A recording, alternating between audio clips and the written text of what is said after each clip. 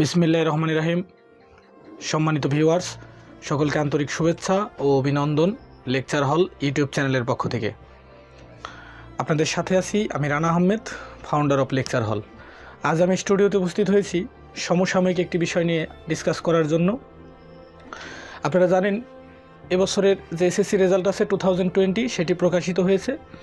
হয়তো কারো রেজাল্ট খুব ভালো হয়েছে, কিছু মানুষের রেজাল্ট খারাপ হয়েছে। তো এই বিষয় নিয়ে সমাজে নানান ধরনের কথাবার্তা সৃষ্টি হয়, বিশেষ করে গার্ডিয়ানদের মধ্যে। আমাদের দেশে বর্তমান সময়ে চলছে একটি ট্রেন্ড, সেটি হচ্ছে জিপিএ। আমরা এই জিপিএ কথাটা শুনতে শুনতে সবাই use to, grade point average, GPA 5। আমাদের দেশে জিপিএ 5 একটি ট্রেন্ড রয়েছে। ভালো স্টুডেন্ট মাপার মাপকাঠি হচ্ছে বর্তমান সময়ে জিপিএ 5। আসলে আদৌ এটা ঠিক নয়, কারণ আমাদের সময়ে যে যদি কেউ জিপিএ 5 না পায় তাহলে ভালো স্টুডেন্ট বলে তাকে গণনা করা হয় না। মানুষ শুধুমাত্র জিপিএ 5 যারা পেয়েছে ডেফিনেটলি শুধু তারাই শাইন করবে, এই ধরনের একটা ট্রেন্ড বা রেওয়াজ আমাদের মধ্যে সৃষ্টি হয়েছে। আসলে আমাদের এই বিষয়টা মাথায় রাখা উচিত। শুধুমাত্র জিপিএ 5 পেলেই সে ভালো স্টুডেন্ট না, এবং সেই যে লাইফে শাইন করবে, বড় ধরনের কিছু একটি করবে, এরকম কোনো বিষয় না। বাংলাদেশ সহ পুরো পৃথিবীতে এমন হাজার হাজার জ্বলন্ত এক্সাম্পল আছে যে যারা এ প্লাস পায়নি, খুব খারাপ রেজাল্ট করেও তারা বড় বড় অনেক কার্যক্রম সম্পাদন করে দেখিয়েছে। যদি তার একটি এক্সাম্পল দিই, বাংলাদেশই ধরুন, বিসিএসের মতো পরীক্ষায়, যে পরীক্ষার মাধ্যমে বাংলাদেশ সিভিল সার্ভিস, বিসিএস যেটাকে বলি, যেটা বাংলাদেশের যে সরকারি বড় বড় যে আমলা নেওয়া হয় বা বড় বড় চাকরির ক্ষেত্রে যেই পরীক্ষাটা হয়ে থাকে সেটি হচ্ছে বিসিএস।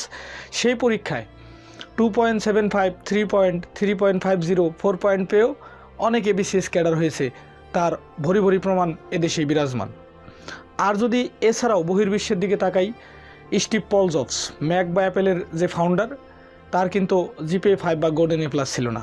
তবুও কিন্তু সে ইন্টারমিডিয়েট পাস করার পরে ইউনিভার্সিটিতে পড়তে পারেনি বা পড়েনি, তবুও কিন্তু সে শাইন করেছে। আসুন মাইক্রোসফটের যে প্রতিষ্ঠাতা আছে, বিল গেটসের কথাই বলি। সে কিন্তু অনেকবার এক্সামে ফেলও করেছে, বেশ কয়েকটি সাবজেক্টও ফেল করেছে।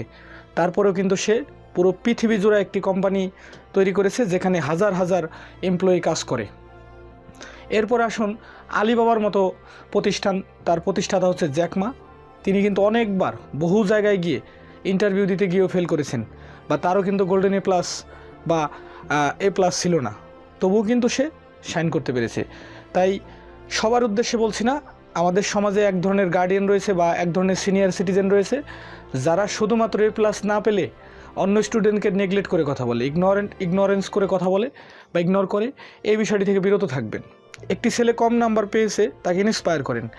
ইন্টারমিডিয়েটে সে শাইন করতে পারে নাই, ইউনিভার্সিটিতে করবে, অথবা ম্যাট্রিকে শাইন করতে পারে নাই, ইন্টারে করবে, জেএসসিতে করে পারে নাই, ম্যাট্রিকে করবে।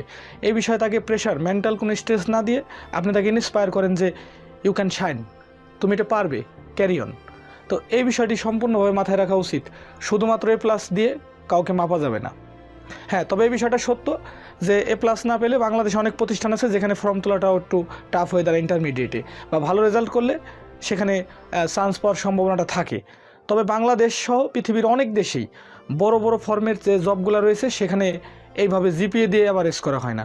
বিসিএসের মতো এক্সামেও কিন্তু আপনি জিপিএ ভালো থাকলে, গ্রেড পয়েন্ট ভালো থাকলে, সিজিপিএ ভালো থাকলে অবশ্যই ভালো, কিন্তু এটা দিয়ে কাকে মেজারমেন্ট করা হবে না বা জাজ করা হয় না। এই জন্য গার্ডিয়ানদের উদ্দেশ্যে একটি কথা বলবো, কেউ যদি 3 পয়েন্ট পেয়ে থাকে অবশ্যই তাকে ইন্সপায়ার করেন। ইন্টারমিডিয়েটে সে শাইন করবে, আরও একটি ভালো রেজাল্ট আপনাদের জন্য বা আমাদের জন্য নিয়ে আসবে।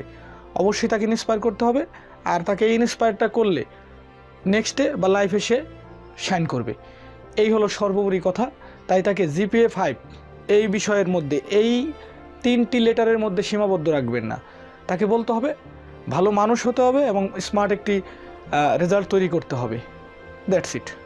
Thank you so much everyone.